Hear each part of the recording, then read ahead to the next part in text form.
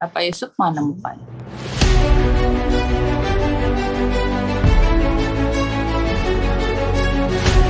Assalamualaikum warahmatullahi wabarakatuh.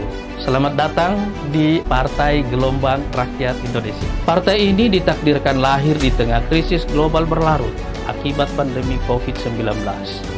Tapi kami justru datang berbagi mimpi besar menjadikan Indonesia sebagai 5 besar dunia.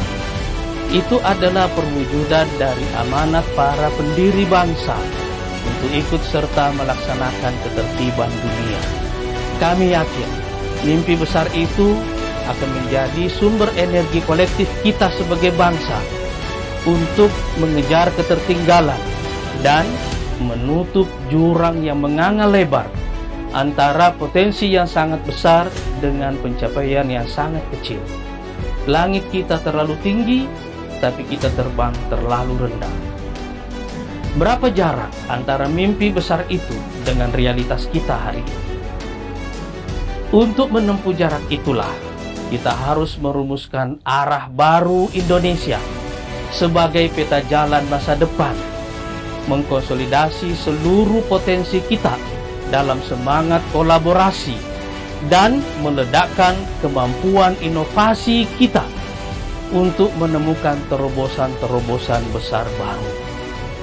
Sebagai partai yang berasas Pancasila, kami mengajak seluruh rakyat Indonesia untuk bergabung bersama Partai Gelombang Rakyat Indonesia atau Partai Gelora Indonesia untuk menciptakan gelombang sejarah baru menuju 5 besar dunia. Wassalamualaikum warahmatullahi wabarakatuh. Saya Anies Mata, Ketua Umum Partai Gelombang Rakyat Indonesia.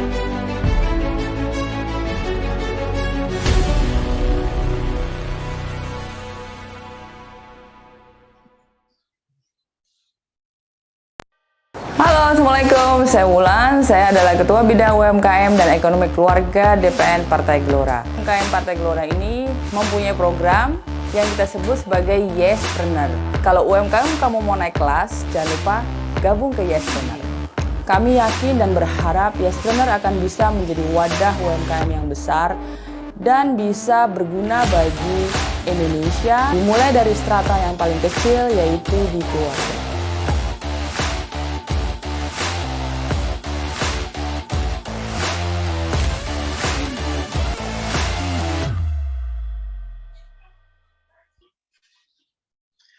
Bismillahirrahmanirrahim. Assalamualaikum warahmatullahi wabarakatuh.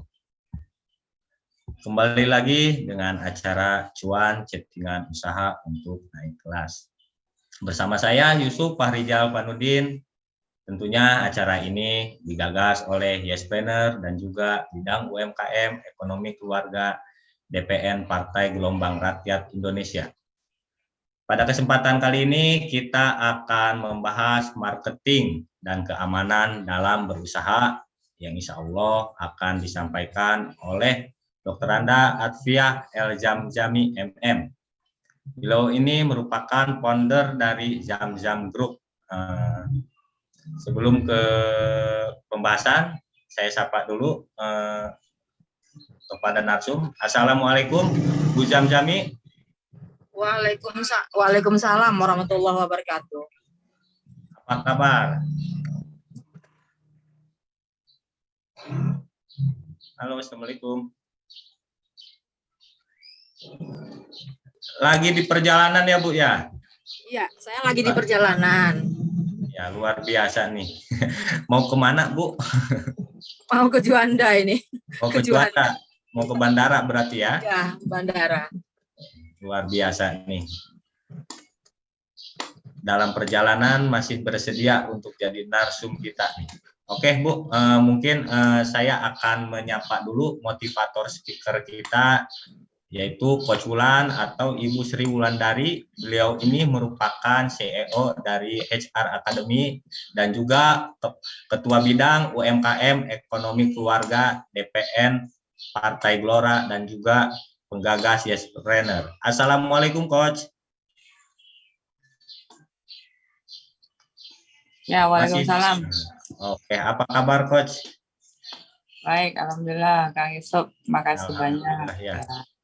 Oke, saya kasih waktu kepada Coach Ulan untuk Ya. menyampaikan atau membuka acara Juminar pada kesempatan kali ini.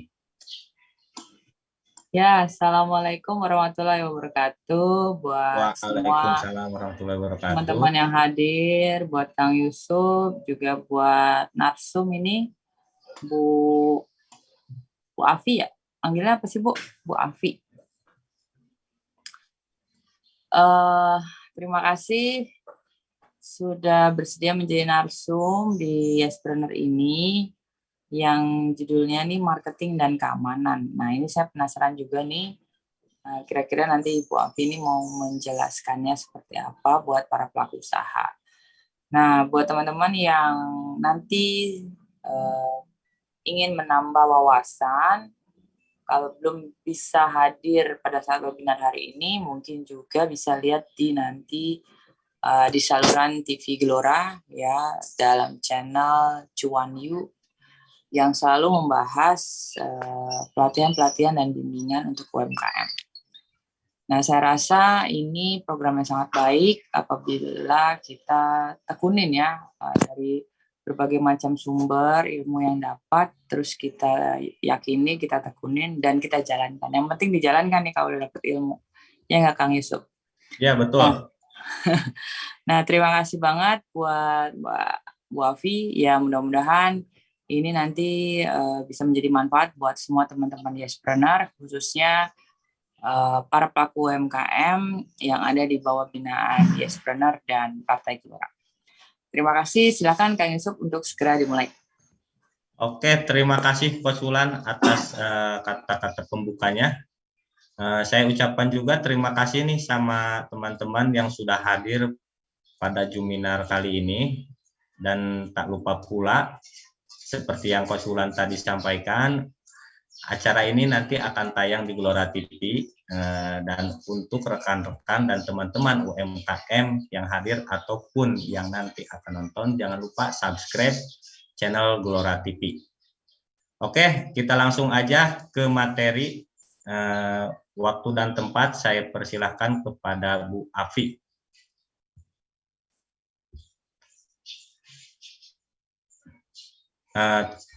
Ini apa suara saya? Apakah jelas nih? Tadi di kolom chat ada yang bilang kurang bagus nih. Kalau saya sih bagus aja, Bang. Bagus ya. Oke, jelas ya.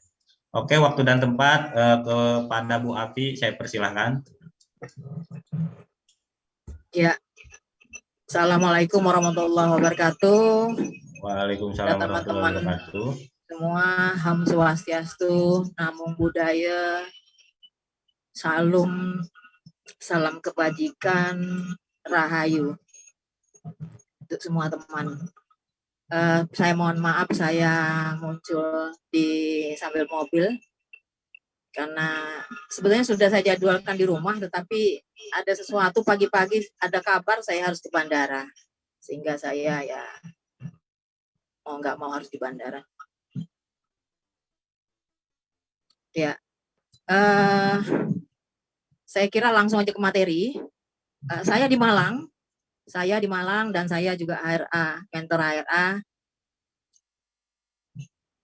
Langsung Mas Bayu bisa ditampilkan. Ya, mungkin ini Pak Admin yang ada di studio untuk ini. Oke, sudah ya, bisa. Ya, sudah. Ya, di sini memang materi yang saya sampaikan kemarin keamanan dan marketing dalam UMKM atau marketing dan keamanan. Saya balik-balik aja kemarin itu karena sebetulnya juga berhubungan. Kalau kita berusaha dengan aman dalam arti legalitas kita semua ada, tentunya dalam menjual atau memasarkan produk kita sudah merasa nyaman atau merasa tenang. Lanjut, Mas. Baik. Nah, tentu keamanan itu kita harus memiliki semua apa yang memang sudah diharuskan kita miliki. seperti NIB, PIRT atau BPOM, atau kemudian NPWP, sertifikat halal dan merek, tambah lagi sekarang uji nutrisi, semua ada. Dan kebetulan pemerintah juga memang memfasilitasi semua. Ada NIB difasilitasi, PIRT, BPOM, NPWP, semua bisa kita lakukan dengan online. Tidak ada lagi sebenarnya tidak ada lagi yang kesulitan. Merek, sertifikat halal, nutrisi, uji nutrisi pun beberapa dinas sudah menganggarkan, bukan beberapa dinas ya, beberapa kabupaten kota mungkin. Kota Malang sudah dianggarkan di di bidang perindustrian ada uji nutrisinya. Nah, seperti itu. Lanjut. Nah, NIB tentunya fungsinya itu tadi tidak hanya untuk berlaku, atau NIB itu sudah otomatis kalau setiap usaha kita harus wajib mempunyai NIB, sampai dengan ekspor atau apapun yang kita urus sekarang wajib NIB, wajib. Sudah tidak ada lagi. Mungkin karena kita ini bagaimana tukang pijat sananya, tukang pijat atau spa, tukang spa apalah dia mempunyai jasa spa, itu juga harus punya NIB. Nah, saya pernah juga membantu menguruskan teman-teman yang itu tadi terapis, ya, jadi NIB-nya ada. Dilanjut Mas Bayu.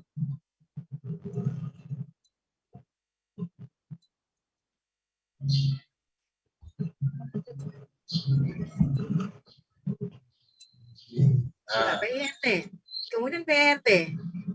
PRT ini ada e-books-nya, yang mana yang produsen atau produksi harus pakai PRT, yang mana BPOM. Izin Bu Api, ini apa namanya, wajah dari Ibu Api tidak nampak ya? Kenapa? Wajah dari Ibu Api tidak nampak di layar Zoom. Nah, oke, sudah kelihatan Bu. Iya, ya memang karena tadi kan suaranya kurang, jadi saya ngambil mic-nya. Iya. Oke. BPOM agak mundur yang mana, mungkin produk kameranya. BPOM yang mana juga PRT. Oh ya, bentar. Ya, oke. Nah, oke Bu. Ya. Yang mana PRT, yang mana BPOM sudah jelas, sudah ada e-books-nya, mana aja produk yang PRT, dan itu sudah sekarang PRT juga OSS, BPOM juga bisa kita ajukan secara online, sehingga semua kemudahan ada disediakan oleh pemerintah. Lanjut, Mas Bayu. Kemudian NPWP, ini juga bisa kita laksanakan didapatkan dengan online. Ngurus NPWP juga bisa online. Nah, kebanyakan memang UKM itu takut punya NPWP, ya, tidak perlu takut sebetulnya. Ya, kita tidak mesti juga harus membayar pajak, tetapi wajib melaporkan kalau sudah punya NPWP. Lanjut. Sertifikat halal. Lah, saat ini memang lagi timeline sertifikat halal untuk makanan dan minuman itu tahun 2024, sehingga pemerintah sejak tahun 2019 sudah membuka atau menyediakan program Sehati 21, Sehati 21, Sehati 22 yang saat ini juga lagi dilakukan. Pemerintah menyediakan pendamping halal ribuan seluruh Indonesia ada, sehingga tidak ada kesulitan lagi dan tidak ada alasan lagi kita tidak mengurus sertifikat halal. Lanjut. Merek. Lah, merek ini kenyamanan kita dalam berusaha, kita punya merek yang diakui oleh pemerintah, sehingga kita tidak khawatir lagi untuk ditiru, atau kita punya brand sendiri, merek sendiri, mereknya Zam-Zam. Nah, tapi Zam-Zam belum nih, karena Zam-Zam itu banyak sekali, jadi kita belum. Ada merek yang saya merekkan juga, yang itu Aksaya Travel Tour. Nah, itu sudah kita masukkan ke merek. Ada juga, ya, ada beberapa merek yang sudah kita masukkan dengan fasilitas-fasilitas. Dan merek juga ada fasilitas, ada yang mandiri, ada yang subsidi, ya, disediakan oleh pemerintah. Lanjut. Cara pendaftaran legalitas, ya, itu Tentunya teman-teman sudah tahu semua, pakai OSS semua bisa. Oke, lanjut.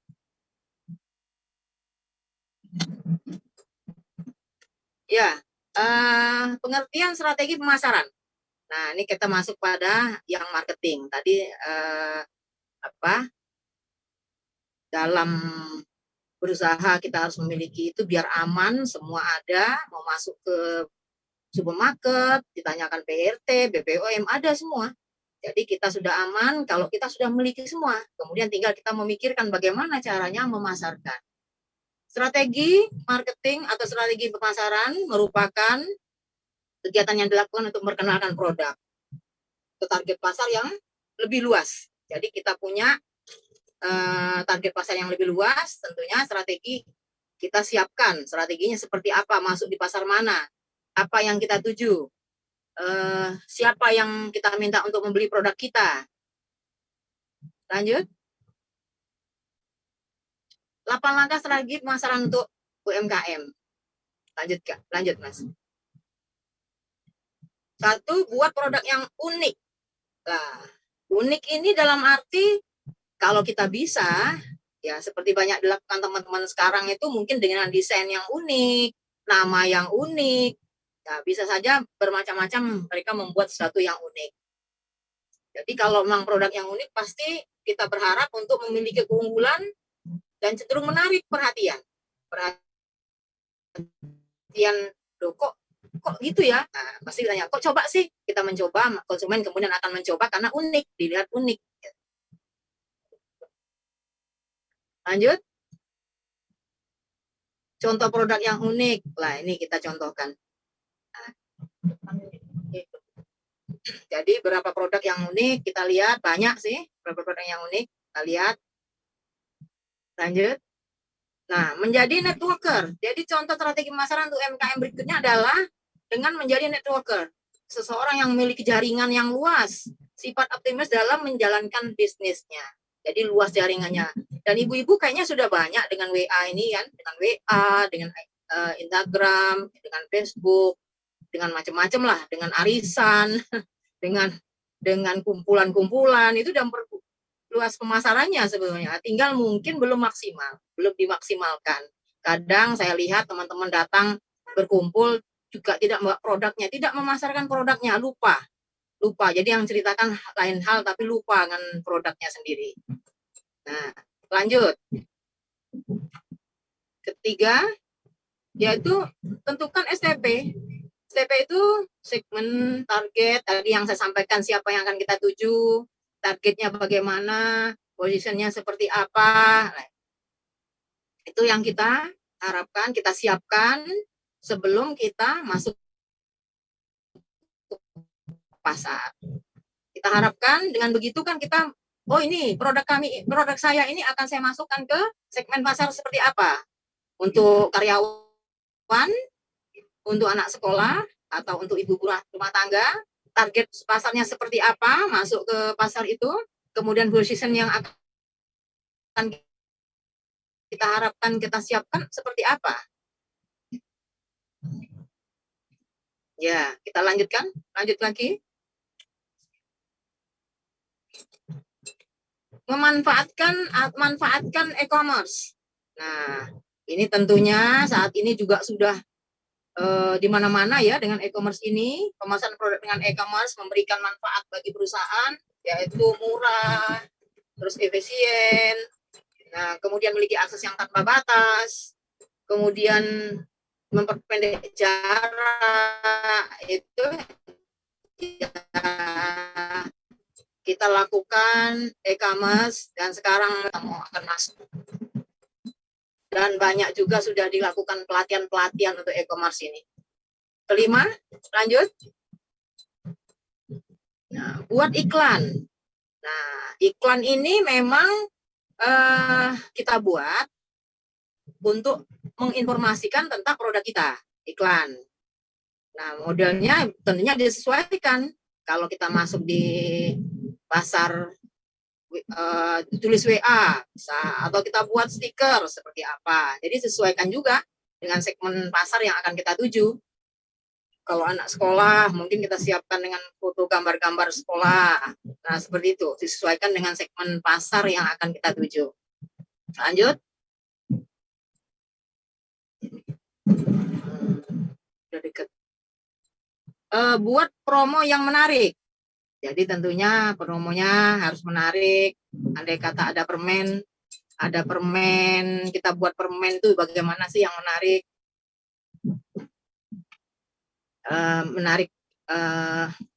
Menarik bagi anak-anak,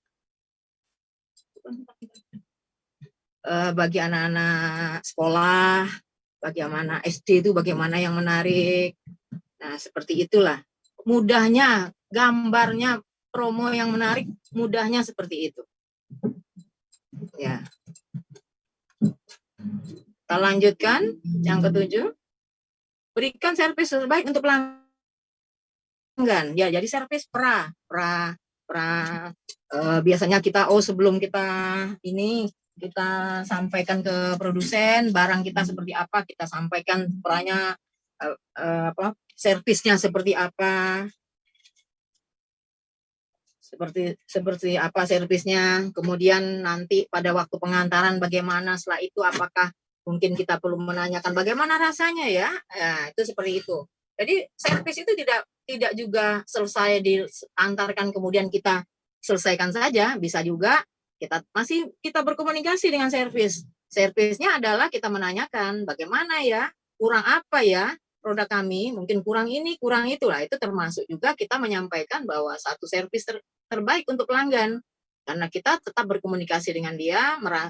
Andai kata terjadi masalah atau kesalahan produk atau bagaimana, dari awal kita sudah tahu dan pelanggan sudah langsung, walaupun mungkin bisa juga tetap kita masuk, itu merupakan masukan bagi produk kita. 7, 8, lakukan pendekatan pada pelanggan. Nah, tadi awal-awal juga sudah kita sampaikan, pelanggan kita tentunya kita tidak akan menghilangkan nomor pelanggan kita. Siapapun yang sudah pernah mendekat kepada kita, membayar produk kita, membeli produk kita, tentunya tercatat. Sehingga strategi pemasaran yang kita buat bisa jadi berkaitan juga dengan keinginan beberapa pelanggan yang sudah kurang begini, kurang begitu. Kemudian kita padukan, kemudian kita sesuaikan dengan apa yang target kita, budget kita, kemudian kita lakukan modifikasi atau semacam survei, semacam survei pasar, survei produk. Nah, mungkin gini, seperti contoh sambal kok 3 hari sudah ini ya, artinya kita sudah harus melakukan survei sendiri. Bagaimana kalau kita lakukan, kita coba 3 hari seperti apa, 4 hari seperti apa, 5 hari seperti apa. Nah, itu yang kita lakukan. Lanjut. Nah, itu teorinya. Kemudian secara praktek yang kita lakukan, seperti tadi dimulai ada hal-hal yang unik. Kalau sifat kita membuat produk, memang kita pinginnya yang pertama ya. Kita pertama, belum ada orang yang membuat produk ini ya, kita buatlah produk ini. Tetapi mungkin pada saat ini kan sekarang sulit lah. Contoh kalau bumbu pecel, wah udah banyak sekali bumbu pecel. Bagaimana kita membuat yang pertama? Nggak mungkin, karena bumbu pecel itu rasanya sama-sama saja. Mungkin lebihnya karena tambahan ini, tambahan itu, tapi di mana-mana ada. Bukan produk yang pertama. Tetapi mungkin kita harus membuat produk yang berbeda saja. Mungkin rasanya beda, kelembutan beda, tekstur bahannya beda, mungkin seperti itu. Kemudian unik atau yang berbeda tadi, mungkin contohnya seperti kita kalau lihat kuda-kuda. Antara kuda-kuda itu ada kuda zebra. Artinya kita akan melihat yang zebra, bukan yang kuda-kuda biasa. Seperti itu yang kita harapkan dalam kita membuat produk. Ya, saya kira dari saya seperti itu. Poin-poinnya yang saya sampaikan, dan sepertinya teman-teman juga sudah mengerti semua. Saya hanya mengingatkan kembali, mengulang kembali. Mungkin pada saat seperti sekarang ini kita masih mendapatkan masalah-masalah setelah adanya corona. Ada corona kemarin membuat kita harus lebih teliti, lebih membuat lebih berbeda, lebih tampil beda, lebih menampilkan produk yang unik dan sebagainya. Nah, itu yang kita lakukan. Untuk strategi pemasaran yang 8 tadi, saya yakin teman-teman semua sudah lakukan. Atau mungkin ada satu bagian juga yang lupa, ya sekarang ini kita mengingatkan. Saya kira begitu dari saya materinya, marketing, dan awal tadi adalah apa yang harus kita dalam rangka memasarkan produk kita punya, harus aman dalam arti kita punya legalitas, semua legalitas kita punya, kita miliki. Kemudian dengan begitu kita aman dan pas untuk memasarkan. Tapi bukan berarti kemudian teman-teman gini, oh belum saya punya semua itu, saya jadi juga bisa ada yang beli. Lah itu tadi nggak bisa juga kita sampaikan, mana yang duluan kayak telur dan ayam, tetapi di mana saat ini kita mungkin sudah menjual produk itu, tapi pelan-pelan kita penuhi hal-hal yang perlu kita lengkapi. Mungkin sekarang ternyata setelah saya membantu teman-teman UKM, saya kebetulan pendamping proses produk halal dari UIN Maliki, itu ternyata banyak sekali pelaku usaha yang belum punya NIB, banyak sekali yang belum punya NIB, apalagi di desa-desa, di kota-kota saja masih belum punya, ada yang belum punya. Tapi tambah kemarin saya turun ke Blitar, itu juga banyak sekali yang belum punya NIB. Nah, untungnya di Blitar sudah difasilitasi oleh desa punya NIB. Tetapi pada waktu kita turun di mana ya, Probolinggo itu kemudian banyak juga yang belum punya NIB. Nah, seperti itu. Yang pengalaman saya ya di kota saja, di Malang saja ternyata juga masih ada yang belum punya NIB. Mungkin apakah dipikir tidak penting ya, tidak perlu, karena belum ngurus sesuatu apa yang diperlukan gitu. Begitu masuk ke urusan yang berkaitan dengan legalitas, berkaitan dengan keamanan produk, berkaitan dengan marketing, begitu mau ngurus PIRT, lah pastilah yang akan ditanyakan adalah NIB. Nah, itu yang kemudian NIB harus atau wajib dimiliki oleh semua pelaku usaha. Saya kira demikian, admin. Oke, cukup ya. Oke, terima kasih. Ya, Bu, terima kasih. Saya hadir dulu. Ya. Kita buka. Saya tutup dulu. Assalamualaikum warahmatullahi wabarakatuh. Waalaikumsalam warahmatullahi wabarakatuh. Mungkin ada yang mau ditanyakan untuk rekan-rekan semua yang ada di sini, yang hadir pada kesempatan ini. Tapi mungkin saya duluan nih yang bertanya nih, Bu. Ya. Nah, ini tentang marketing ya, Bu. Kalau kita jualan di e-commerce, Bu, terus ternyata barang yang kita jual itu banyak juga pesaingnya nih. Nah, otomatis kan kita menghadapi apa yang namanya itu perang harga ya, Bu ya.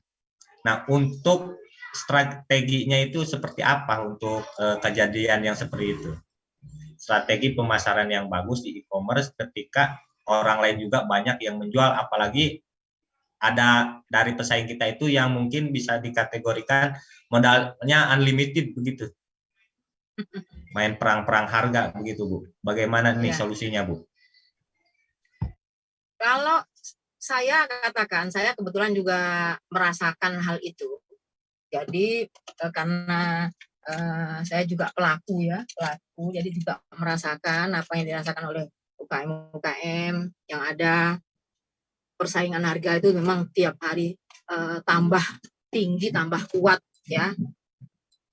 Karena ya memang kita tidak bisa mengharapkan hanya kita saja yang jual.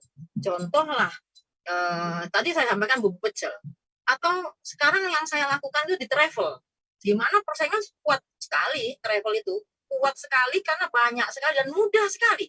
Cara membuat travel itu, membuka travel, usaha travel mudah sekali.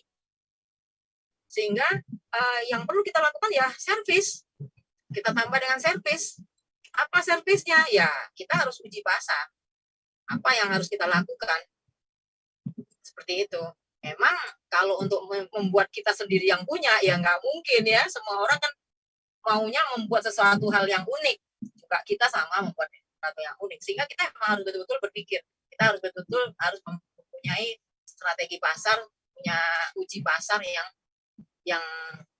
yang pas gitu untuk segmen yang kita tuju. Saya lihat,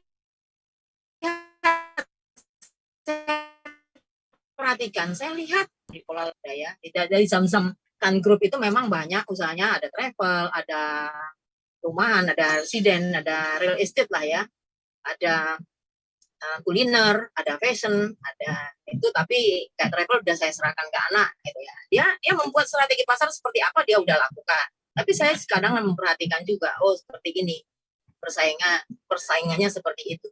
Tinggal jasa yang harus kita lakukan. Jasa apa yang kita berikan kepada konsumen atau pelanggan sehingga dia tidak akan lari dari kita. Nah, seperti itu. Ya, berarti intinya pelayanan kita ya Bu ya. Ya. Pelayanan kita harus plus begitu dibandingkan dengan pelayanan dari produk yang serupa yang lain dari kompetitor begitu.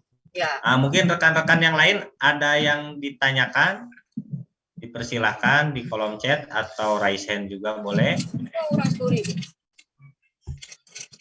Nah, ini ada yang raise hand. Bentar ya, siapa yang raise hand?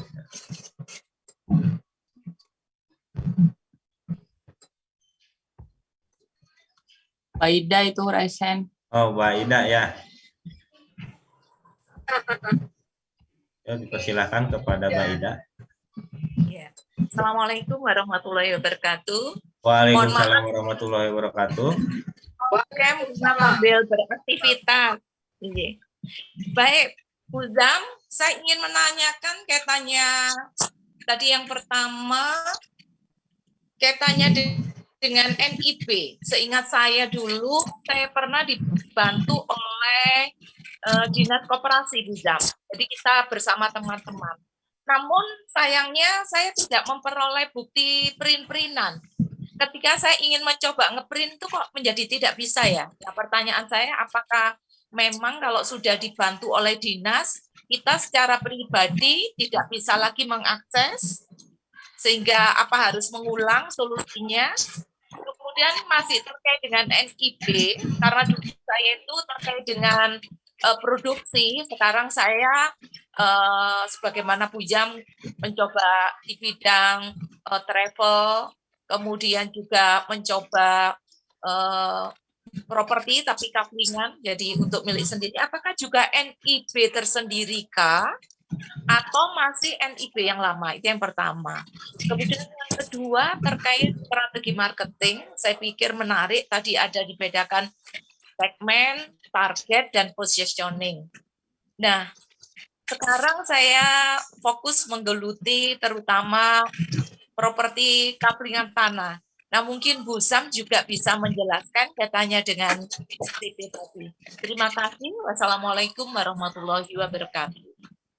Waalaikumsalam warahmatullahi wabarakatuh. Terima kasih Bu. Waalaikumsalam warahmatullahi wabarakatuh. Yang pertama NIB. Langsung ya, Bang? Ya, langsung dijawab aja Bu. Pertama NIB.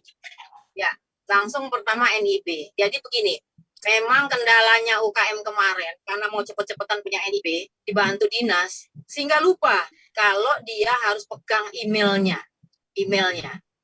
dan passwordnya. Nah, oke. Ibu bisa lagi ngeprint yang dulu atau kemarin tuh membantu, minta diprintkan. Di situ NIB yang terbaru yang RBA sekarang risiko itu udah ada email kita di situ. Nah, di situ udah ada emailnya. Kemudian biasanya kalau kita minta, selama ini saya lihat orang dinas seperti itu, pokoknya udah dia bantu buatkan apa ibu yang usaha. Oh, waktu itu ibu usahanya membuat kue, ya sudah satu itu aja dia buat industri makanan atau industri kue kering gitu, andai kata begitu dia buat langsung aja situ. Dia pilih satu KLPI. Dia sudah nggak peduli lagi ibu mau usaha macam-macam. Nah, artinya NIB itu tetap bisa, Bu. Cuma kesulitannya memang NIB itu tidak bisa kita buka lagi NIB baru dengan nick yang sama. Sehingga apabila kita sudah membuat NIP 1 kali NIP, ya sudah. NIP itu sudah berlaku selamanya. Andai kata terjadi risiko kita nggak ketemu passwordnya, itu sudah saya alami. Nggak ketemu password, saya datang ke OSS Center pun tidak bisa. Password juga nggak ketemu. Jalan keluarnya seperti apa? Padahal kita akan menguruskan dia sertifikat halal. Ya sudah, kita buat NIP baru dengan NIK baru. Mungkin suaminya, dulu istrinya yang muncul di NIP, nah sekarang jadi suaminya. Itu jalan keluarnya yang sudah cepat sekali. Kalau nggak gitu ya kita masih berusaha datang ke dinas. Apakah dia nyimpen? Nah ini yang jadi persoalan. Apakah waktu dia nyimpen email kita, password kita, apakah disimpan? Itu. Kalau nggak ketemu, ya kesulitan kita dapatkan NIP kita. Tapi kalau memang sudah ada, sudah diprintkan, ya itu jadi dasar untuk berikutnya. Mungkin bisa dicari lah, masih bisa dicari. Passwordnya bisa diganti? Masih bisa diganti, lupa password ya. Seperti itu. Yang kedua, apabila kita punya banyak usaha, dari dinas membuatkan NIB kita hanya 1. Maksudnya NIB-nya 1 dengan KBLI yang 1. Industri makanan dan industri makanan apa contohnya ya? Industri kedai minuman contoh. Nah, ada kan industri kedai minuman. Dia sudah punya KBLI-nya kedai. Pada saat dia mengajukan sertifikat halal, kan tidak bisa kedai. Dia kan harus makanan.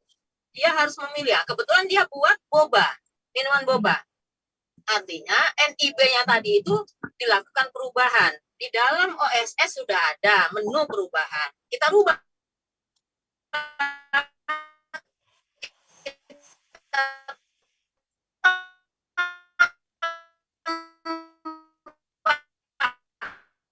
KBLI kita. KBLI itu 1 NIB dari tadi. NIB 1 saja kita berubah lagi, kita update lagi NIB kita. Ibu kemudian buka lagi RST perumahan, ya buka lagi NIB-nya ditambah lagi. Travel terus saja. Ini saya contohkan apabila kita membuat CP, punya CP ya. CP karena kebetulan saya juga konsultan pendirian koperasi, CP itu bisa. Nah, sekarang kita mengajukan CP itu kan banyak usaha kita, perdagangan umum, buat penyediaan pakaian kerja, konveksi maksudnya ya, fashion, kemudian makanan, kita ambil travel jasa, itu semua satu saja NIB-nya, tetapi dengan KBLI yang apa yang akan kita lakukan, termasuk konstruksi pun bisa, konstruksi bisa dimasukkan, cuma kalau konstruksi kan ada izin teknis. Nah nanti di situ di RBA kan juga ada disebutkan kita harus memenuhi izin teknis yang ada. Nah seperti itu. Jadi 1 NIB tidak mesti lagi kita harus buka NIB baru. Kalau memang sudah jelas NIB-nya email kita bisa kita buka, ini kita buka. Nah kemarin memang pada saat sehati dua-dua untuk mengejar itu supaya ada ribut. Karena ini kita lakukan, kita coba, kita datang ke OSS pun dia tidak bisa juga memberikan jalan keluar. Akhirnya ya kita tambahkan aja NIB baru, kita buatkan baru nama suaminya. Yang ketiga marketing. Marketing tadi masalah perumahan. Saya juga punya Zam-Zam Residen. Nah, tapi segmen yang saya pilih adalah orang-orang kelas menengah ke atas. Karena Zam-Zam Residen kita sudah memiliki sertifikat tanah. Jadi setiap orang beli tanah kita sudah bersertifikat. Jadi sertifikat saya itu sudah dipecah nama saya 11 kapling. Nama saya semua.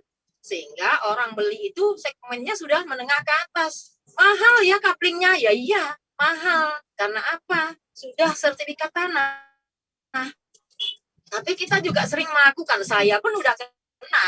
Karena pengalaman tadi, dulu-dulu saya beli tanah. Tanahnya tanah sawah, beli aja, oh murah tuh 20 juta, beli. Dapat, AJB dapat, tetapi begitu saya mau ngurus sertifikat tanahnya, kesulitan. Karena tanah induk belum dipecah, belum dipisahkan, itulah.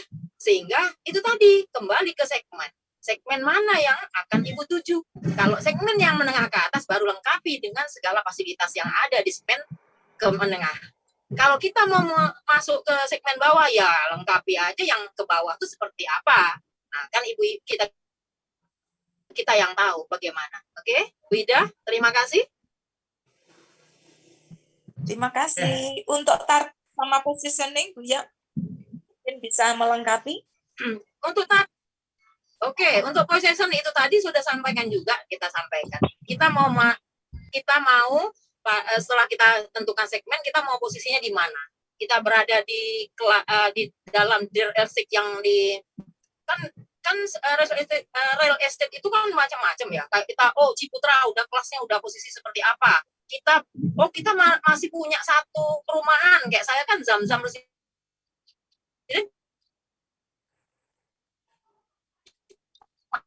satu aja tentang posisi saya menempatkan diri saya itu seperti apa, ya kan? Segmen saya seperti apa?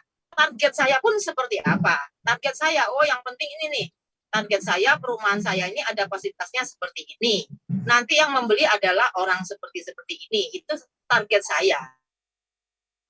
Begitu. Gimana, Wida? Terima kasih, Bu Zam.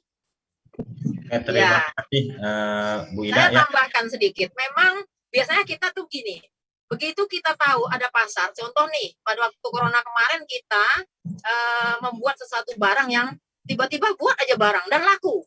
Nah, kita belum tentukan targetnya seperti apa. Seharusnya kita buka target kita. Target kita tuh, kita tuju tuh apa? Mahasiswa, apa ibu rumah tangga lah, di mana saat goyah mungkin corona sudah nggak ada, mahasiswa sudah nggak ada, bagaimana sehingga kita tahu nih mana yang kita harus kita lakukan, langkah apa yang harus kita lakukan gitu. Oke, gitu Pak, Mas, Bang. Oke, terima kasih.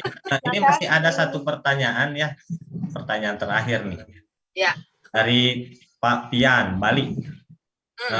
Selamat pagi Ibu, salam dari Bali. Bisa dijelaskan tentang strategi marketing untuk usaha produk spesifik seperti produk handmade atau jasa servis elektronik seperti servis AC, TV? Mungkin ada ide seperti itu pertanyaannya. Ya.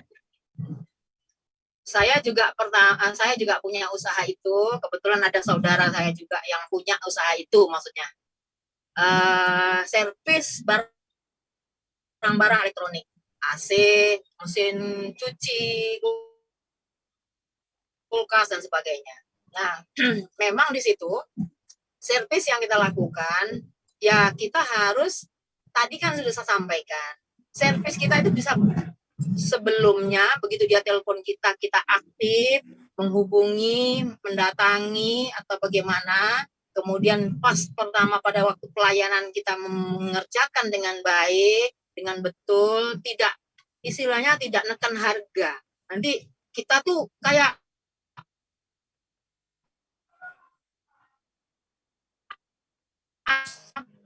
apa ya, ada kan sering teman-teman kita tahu kan, lebih baik kita terus terang aja, ini barangnya seperti ini Bu, ini barang untuk membeli ini adalah sekian, kemudian servisnya sekian. Nah, seperti itu kita jelaskan secara terbuka, tidak dengan sembunyi-sembunyi dengan ini totalnya begini tanpa dirinci, tanpa dia, karena kita harapkan begini, pelanggan kita ini tidak hanya sekali kan, pelanggan kita ini kan harus berlanjut, ada lagi kerusakan yang lain yang dia serahkan kepada kita karena dia puas dengan pelayanan kita. Seperti itu, jangan pikir cuma sekali, ini paling cuma sekali ini aja, baru langsung dicreng, dimakan lah istilahnya ya, udah langsung nih, enggak bisa seperti itu yang harus kita jaga.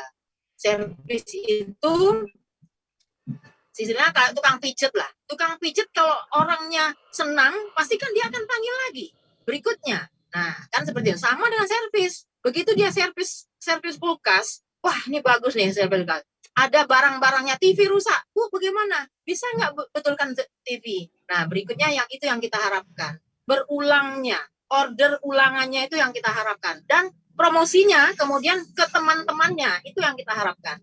Itu berikutnya. Jadi kalau servis harus betul-betul dijaga servisnya, kayak tadi, saat berlangsung dan setelahnya. Setelahnya jangan takut-takut, kan untung WA sekarang kita juga enggak bayar ya. Kita WA dia, bagaimana Bu, ini sudah 2 hari, apa tidak ada masalah?